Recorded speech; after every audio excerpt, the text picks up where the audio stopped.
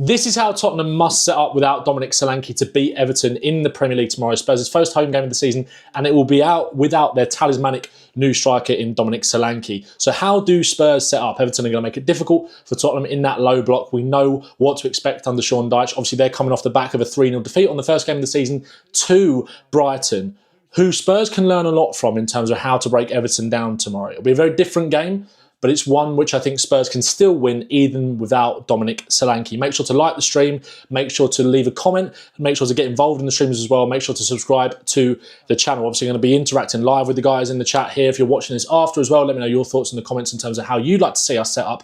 But let's get straight into it.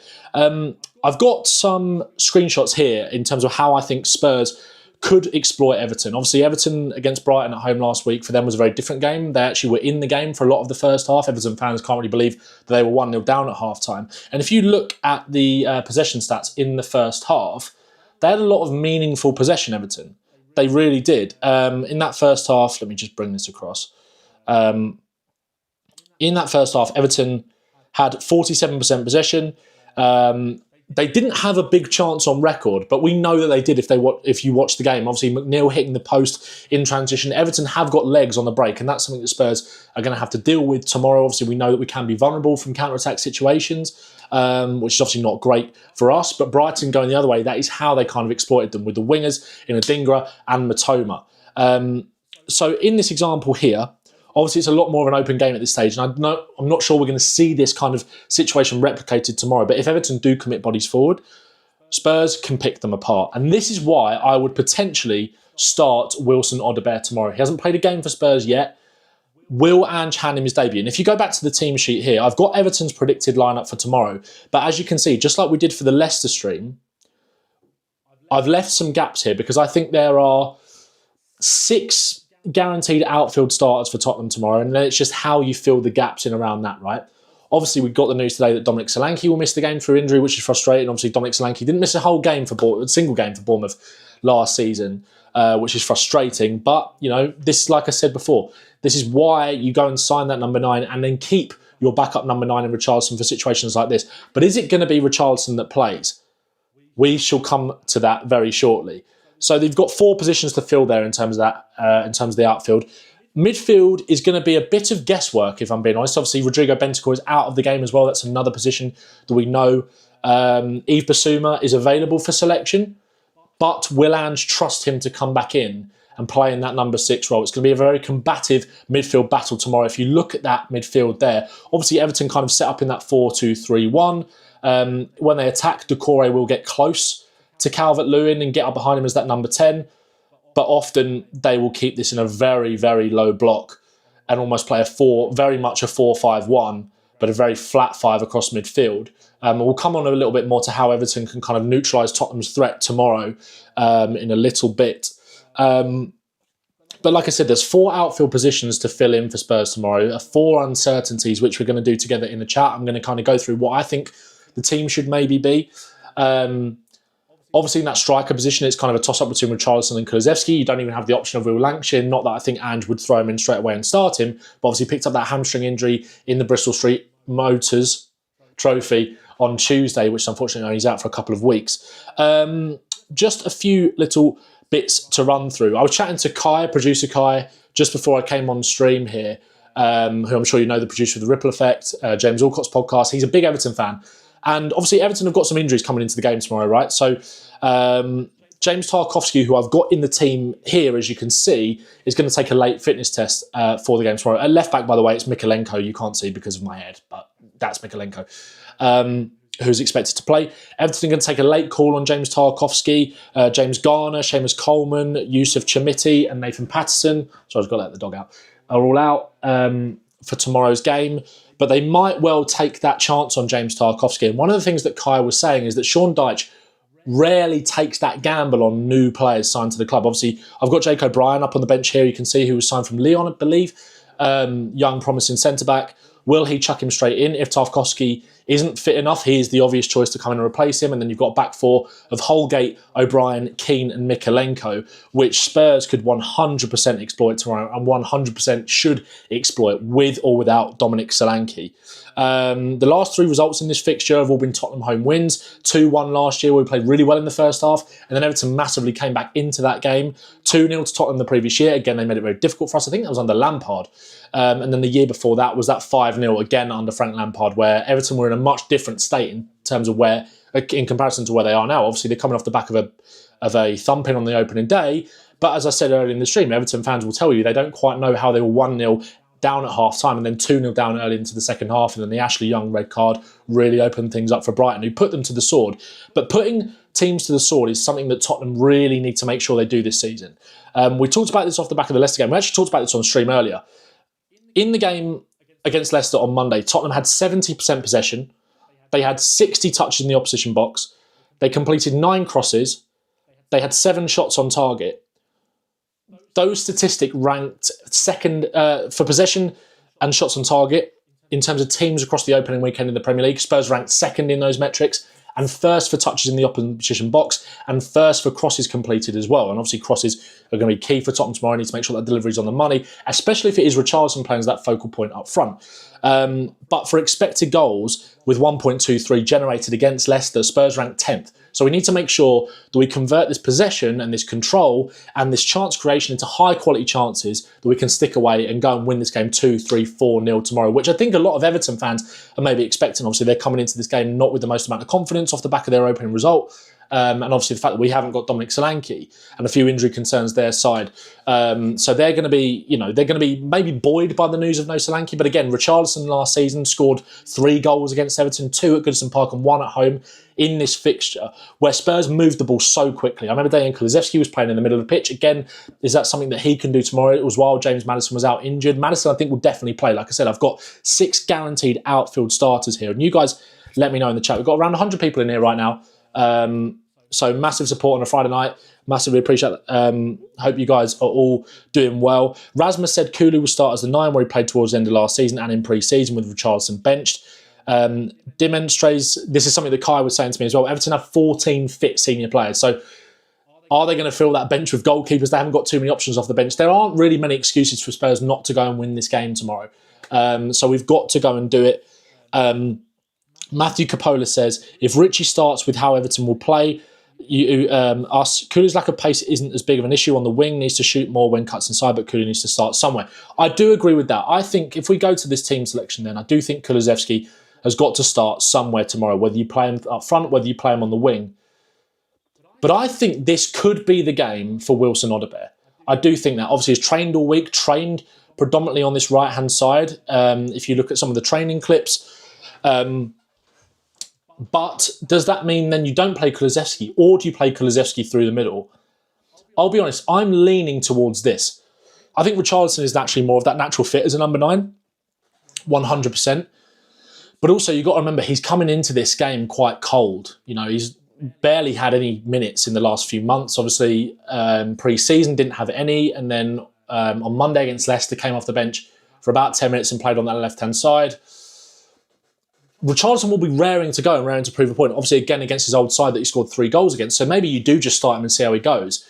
But I just think with Kulusevski's ball retention, his physicality against these 2 centre-backs, which you're going to get from Richarlison, but I find his hold-up play that little bit more inconsistent.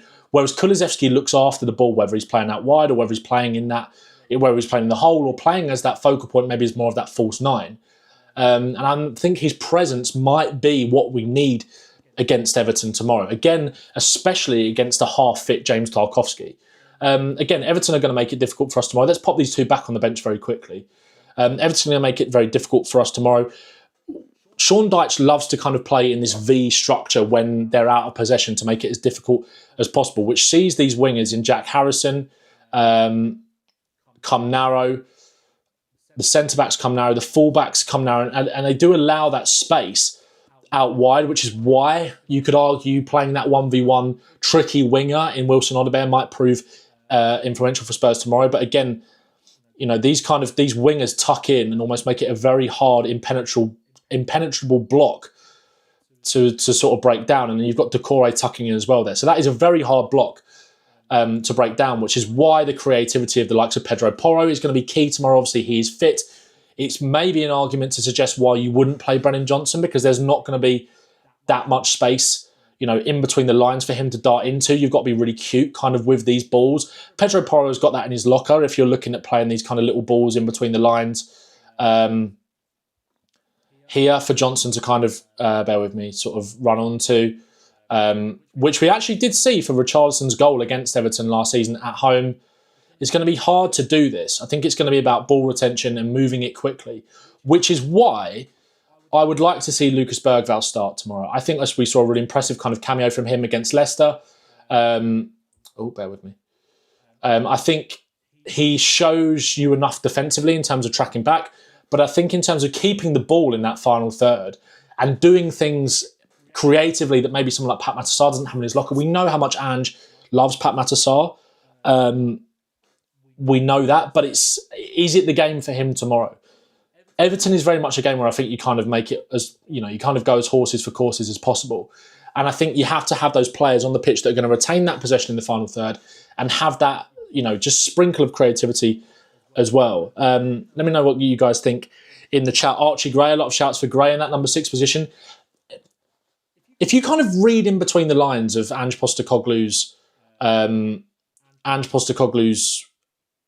quotes kind of going into the game. Sorry, I don't know if I was actually just showing the tactics board then. I think it was. If you kind of read between the lines of Ange Postecoglou's quotes coming into the game, he said that Biss is back available for selection, but he didn't exactly say that he's definitely going to play. He said it, yeah, he's back, but he said we've got options there. He made that very, very clear, which is why I think someone like Archie Gray could potentially come in tomorrow. Just would not surprise me if that was the case. Let me know what you guys think in the chat. Ledoge has arrived, says, unpopular opinion, I think we should experiment with these first few Prem games. It calls for risk, but it allows us to not only experiment, but get these newer and younger players into the system. Chris says, we need Decky's physicality in midfield, especially against Everton. Yeah, I see that. Robert says, Gray, Sarr, Maddison midfield for me. Matthew Capola says, agree about Sarr, but Ange has never even tried him at the 6. I would love to get Gray. I'd love Gray to get a shot, if no Biss. Gray, Kulusevski and Maddison midfield. You could potentially go with those 2 number 10s in Kulusevski and Maddison. I like the idea of that. I think that's something that he's maybe more likely to go with maybe from the bench. I just think with how Everton up against it in terms of the players that they've got available, I do think there is a world in which he goes with Odobert from the start, because I think from a fan's perspective, and again, this isn't necessarily how Ange is going to see this, but from a fan's perspective, obviously we've lost Solanke for this game. There is a bit of a flat feeling around the fan base after that result on Monday. It's really not the end of the world, but I think some fans are down after what we saw on Monday, which was obviously did feel like a loss coming off the back of that game against Leicester. And obviously not having your kind of big marquee signing for that first home game of the season, especially against a defence that's kind of as weak as Everton's at the moment with the injuries they've got. Obviously no Branthwaite, potentially no Tarkowski as well. Everton are gettable anyway, but they're even more gettable now. But I think having those fresh legs and kind of almost the fresh ideas in someone like Wilson Odobert, Ange was raving about him in the press conference, saying that he's kind of almost the missing piece in that attack. He didn't quite go that far. That's kind of what he was inferring in terms of we don't really have someone of that profile. Someone who can commit when you've got low blocks to face up against. Someone who can, if you are able to kind of say if we move everyone up the pitch a little bit here, we actually need to make this a full 11. So I'm going to stick Richie in there for now. If we kind of move everyone up the pitch a little bit, this is kind of Everton sat in their deep low block. Let's just move this all up. Just make sure we have actually got 11 players here. Romero and Van der Ven on the halfway line. 1, 2, 3, 4, 5, 6, 7, 8, 9, 10, 11. Bosh, there we go. So, Spurs here, sat up trying to break this down, this low block. If you are kind of able to, let's actually move these guys up even further and get Van der Ven and Romero on the halfway line, then you kind of set up in that, that 3-2-5 shape that we've sort of talked about here before. You have got someone like Odobert who's got that pace in behind, like Johnson offers, to make that kind of run. and then square that ball for Richarlison in there. Again, we know Richarlison thrives in those kind of high XG situations when he hasn't really got too much time to think. But you've also got someone who is a comfortable kind of, if you've got the ball here at his feet, you've kind of got someone who's a comfortable crosser on both feet. Oh, that's a squiggly line. I didn't mean to do that. You kind of got someone who's a comfortable crosser on both feet in terms of maybe whipping this one round here, or also checking back inside and getting that swinger in there. And obviously that brings in Sonny into play on the back post as well. But again, I just feel like the fans kind of need that bit of electricity. And I think a lot of fans have seen a lot of people in here, Cephas saying Odebear should start. Not Colin said Odebear could take on his man and beat the low block. Archie Parker says has to be in the starting 11. I do think that's the way tomorrow. I do think that. Obviously, Kulusevski, like I said, I think Kulusevski has got to start somewhere or another. So actually, I would probably go Kulusevski through the middle. Again, we did see that Kulusevski, obviously he's not your natural kind of number 9, but he does provide that kind of focal point. Again, will require a lot of attention from these kind of two centre-backs and Decore or Gay or Irogbunum, who's kind of ever sitting the deepest in that midfield. The one thing I do worry about, if Spurs are caught on transition, is that Decore and Irogbunum have got legs, and you've got two flying wingers in Harrison and McNeil that can get out quickly and break. But I think Tottenham have got to take the approach of how to go and win this game, and then we'll deal with that. That's why maybe Sarr does come in for those legs on the transition. But I do believe Bergvall is good going back and forth. I would maybe just go for Basuma for that little bit kind of more experience in there instead of Gray in a game like this, which is going to require a big physical battle in midfield. And maybe that's why you do this. Maybe that's why. I know we're kind of all itching to see Gray and Bergvall. We know they're ready to come in and play, right? But maybe, I've lost Pat Mansard. Maybe that is why you go like that. Just in case, Irogbunum is up and down. He's got legs. I've been impressed with him. Decore, we know about Decore. And again, those kind of wingers on transition as well. Holgate and Mikolenko aren't going to get forward too much. And again, if we go back to, I want to come back to my screenshots here. Make sure to subscribe to the channel, by the way, guys, if you're enjoying this. So this was Brighton's first goal on Saturday. Let me actually just get rid of me for this so you can kind of see the full picture. So transition, obviously Everton aren't going to be... Actually, let's just bring me back for a sec and just move me maybe over here. I don't think Everton are going to leave themselves this vulnerable tomorrow. I think there'll be... there's not going to be many occasions in the game where Spurs kind of find themselves in this situation. But it does show in terms of one-on-one defending that they can be quite vulnerable. Obviously, they work the ball here to Welbeck, onto Adingra. Adingra shapes up Mikolenko. I'm not convinced that massively about Mikolenko as a defender. I think if you go and put that trust in Odebear to maybe go and say, right, go and get him from minute 1. I know they're going to be sat deep. There's maybe not going to be as much space for you to run into, but commit him. Go and take fouls. Go and win free kicks. Maybe go and win a penalty, drive him into the box, and then that opens up the game a little bit more. If you get that early goal with Odebear committing the fullback from the first minute or so, and then the game has to open up. Again, we did actually see that in the Everton game last season, where we did get that goal, went 1-0 up, went 2-0, and then Everton came back into the game and actually posed us quite a big threat. So they will have to be more expansive. They haven't really got the options off the bench to change things, but they will have to be more expansive naturally if Spurs go and get that early goal, which is why it's going to be so crucial. And like I said, it's going to be massively crucial for Spurs to turn that possession and control into high XG chances that we can convert. And I think having a winger that can take his man on 1v1, like Adingra does here, he just uses that pace to get away from Mikolenko. Obviously, that's not something that Kulusevski has. Particularly, Brennan Johnson does have it, but I don't think we're seeing Brennan Johnson play with that much confidence right now.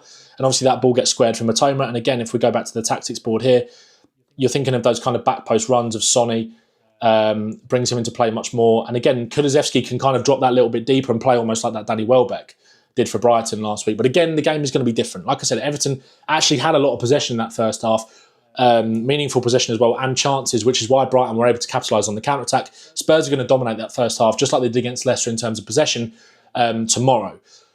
So again, Kulusevski does give you another creative outlet in that sense as well. Even if he's not playing as naturally as a number 9, it allows for quite a lot of movement in here. Again, that counter-argument then comes back into potentially play someone like Bergvall. But like I said, you do have to kind of have one eye on how Everton can break and get forward on transition. So maybe Pat Matasar is the safest way to go.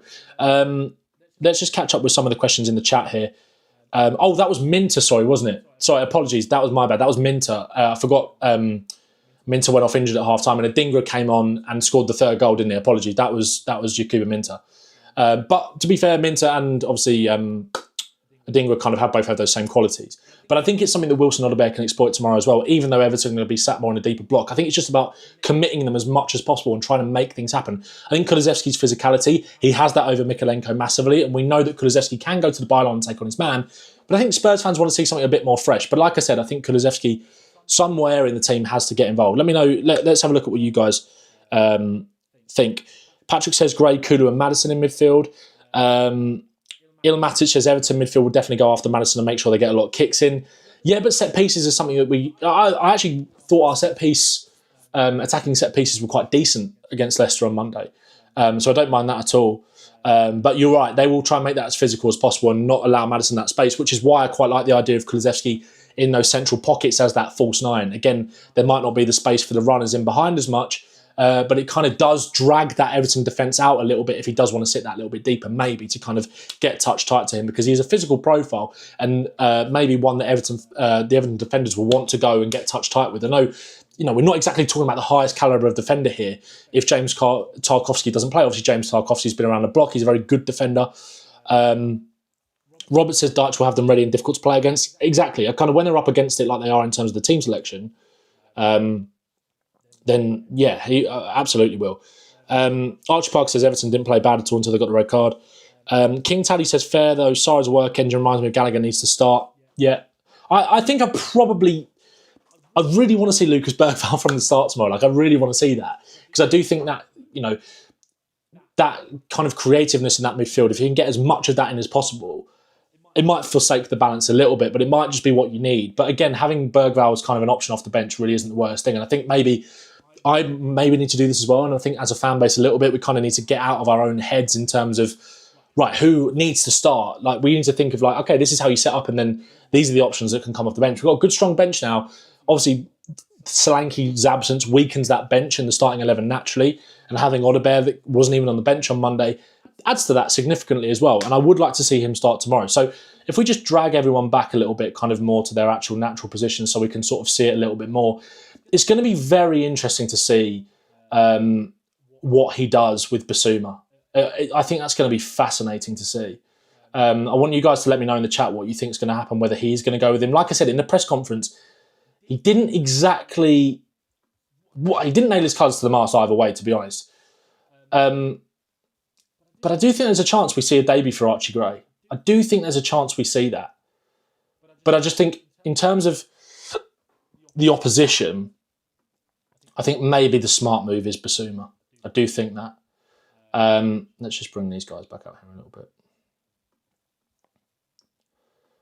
Like I said, that is Mykolenko at left back. You probably can't see that because of my massive head.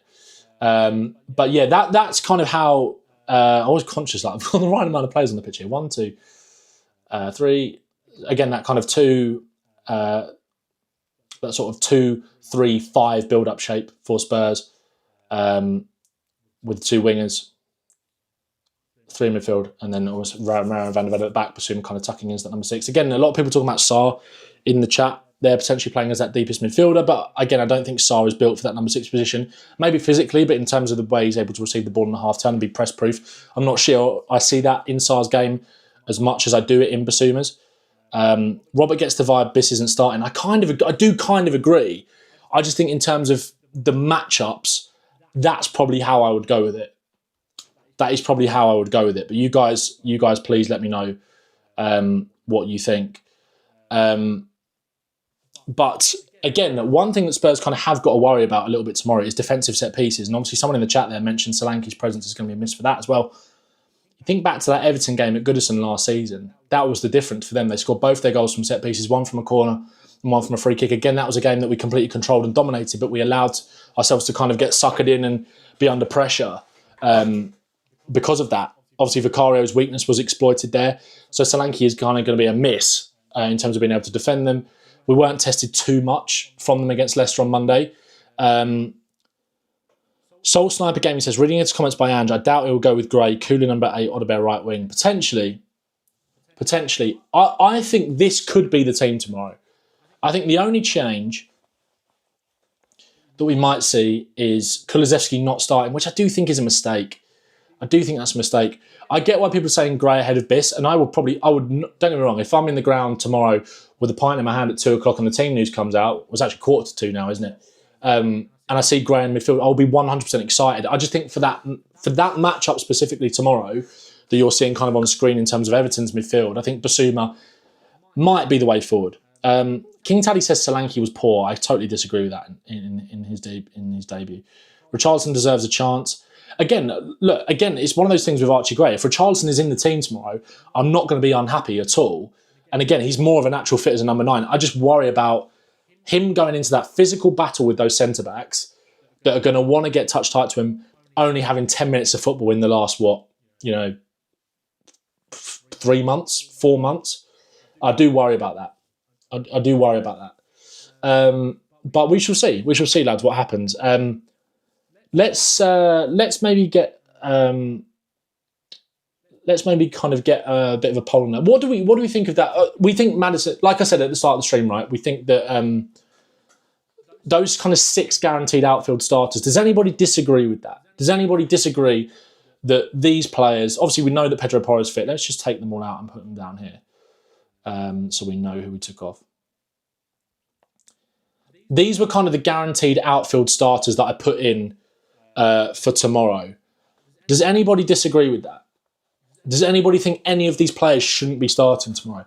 I've seen a lot of people saying that Sonny shouldn't play, which I don't agree with, if I'm being honest. I actually think Sonny had a decent first half.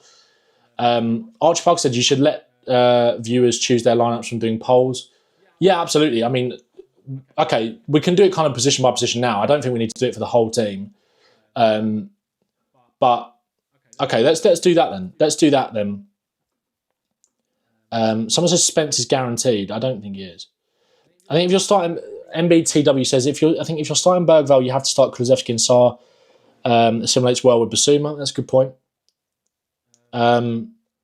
Let's do a little poll then. Who should start in the 6? Or Spurs? Gray, Basuma. Again, take into account kind of the game and like the matchups that we're going to see tomorrow, because that's what I'm saying. Like, I would not be unhappy if Archie Gray plays tomorrow, but I just think in terms of this matchup, I think Basuma is the one you go for. Gray's winning the poll pretty much straight away. A doggy could come off if he looks shaky as last game. Yeah, again, you've got to remember, like with that defence in Romero, Van der Ven and a doggy, all of them had only played 45 minutes of football. Gray all day. Looks like Gray's won it. Okay, Gray 64%. I get it. I do get it, lads. And like I said, I wouldn't be unhappy with that at all. But I do just think Basuma, in terms of that physical matchup and that battle, I don't think it's too risky to play Gray necessarily. But I do actually think that you could argue that I think Bergvall has shown that robustness and that physicality. So this is kind of what you want, to play in that number 8. So let's go with the number 8 then. Who should play in the number 8?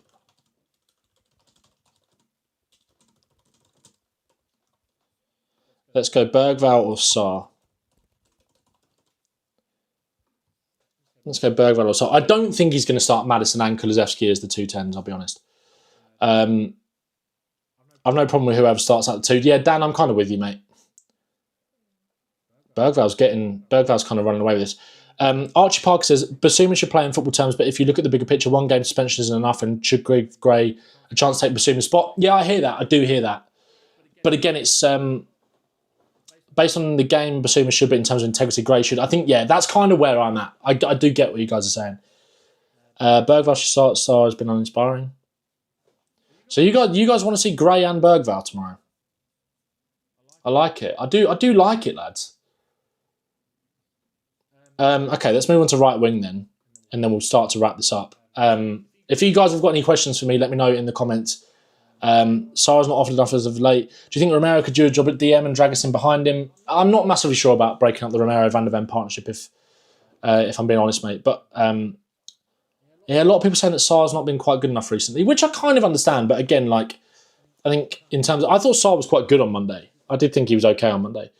If you're playing Gray, I'd go Sarr. If you're playing Basuma, I'd play Bergvall. PJ, yeah, I do agree with that. I think this midfield, I'd be excited, don't get me wrong, but I'd maybe be a little bit worried. But I know, these two boys, Gray and Bergvall, from what I've seen in pre-season, especially with Bergvall actually, can 100% kind of handle themselves in the challenge.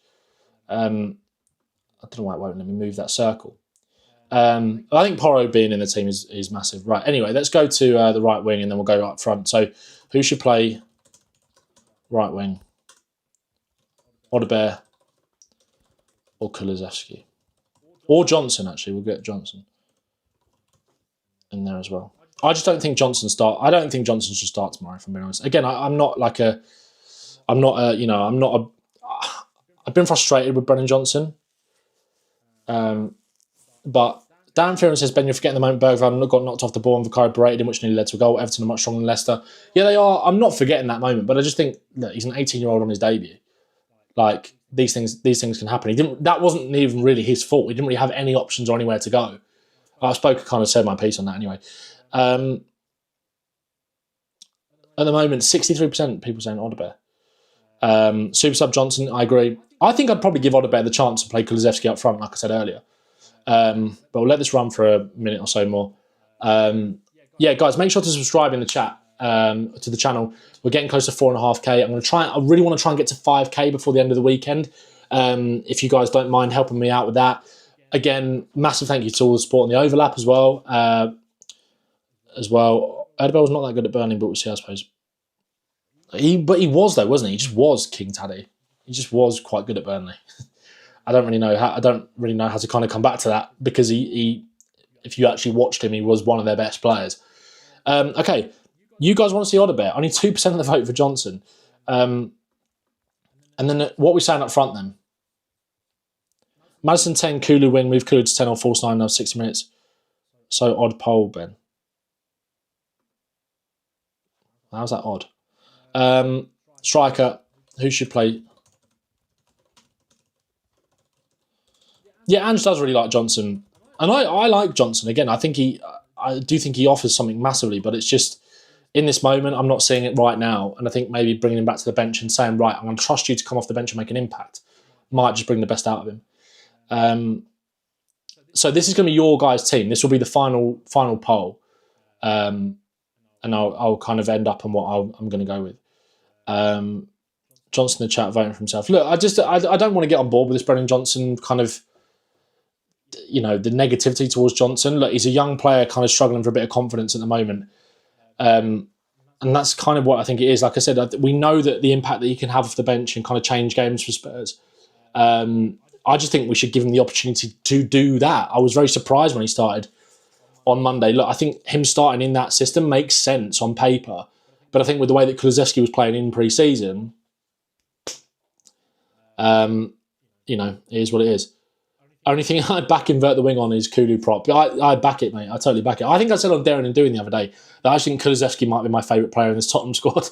And I felt that for a while. Okay, 62% of you said Kulusevski. So this is going to be your team tomorrow. This is your guys' team tomorrow. Gray, Bergvall, Vicario, Romero, Van der Ven, Porro, Gray, Udogie, Maddison, Bergvall, Son, Kulusevski, Odegaard. Lads, I back it. It's vibey. I do back it. I do back it. But I think this is the only change I'd maybe make. Just for the opposition. Look, I don't think Basuma deserves maybe to come back in straight away, and I think Archie Gray deserves the chance. But I just think, based on the opposition, I think Basuma maybe should come back in instead of Gray. That's maybe the only change I would make potentially. And maybe Sarr in instead of Bergvall. But, guys, massively enjoyed doing this, as usual. Let me know if you're going to the game tomorrow. I'll be there. Very much looking forward to it. You'll kind of hear my instant match reaction on TikTok very shortly after the game. And then on Sunday, we'll do a stream to kind of break down what we learned from the game, kind of in the usual style that we do it. So that'll be around Sunday afternoon. Massively appreciate you guys once again. Make sure to get your thoughts in the comments below. If I haven't managed to read your comment out in the stream, like I said, I massively appreciate you guys coming on a Friday night and engaging with me and having a little chat. But I hope you're all looking forward to it. Look, hopefully we can bounce back from that result on Monday. It wasn't a defeat. There were plenty of positives. There are things to work on, and hopefully we can see some of those mistakes and some of those things we need to improve on kind of ironed out tomorrow against Everton. So looking forward to the game. And as always, make sure to subscribe to the channel. I've been Ben Bowman. This has been your preview for how I think Spurs must set up against Everton tomorrow.